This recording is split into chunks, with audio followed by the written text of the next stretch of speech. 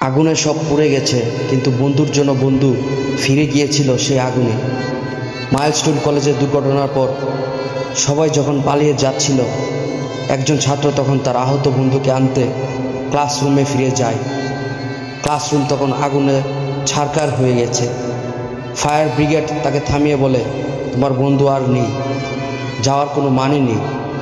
কিন্তু তবুও সে যায়, বন্ধুকে কুলে করে ফিরিয়ে আনে। অফিসার বলে, দেখলে সে তো মারা গেছে।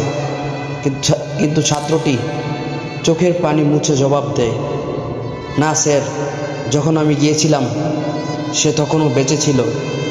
আমাকে দেখে হাসলো আর বলল, আমি জানতাম তুমি আসবে বন্ধু, সে আমার অপেক্ষায় বেঁচে ছিল স্যার।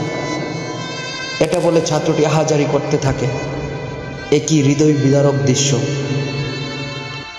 আসলে বন্ধুত্ব মানে এটাই, শেষ নিঃশ্বাস পর্যন্ত একসাথে থাকা।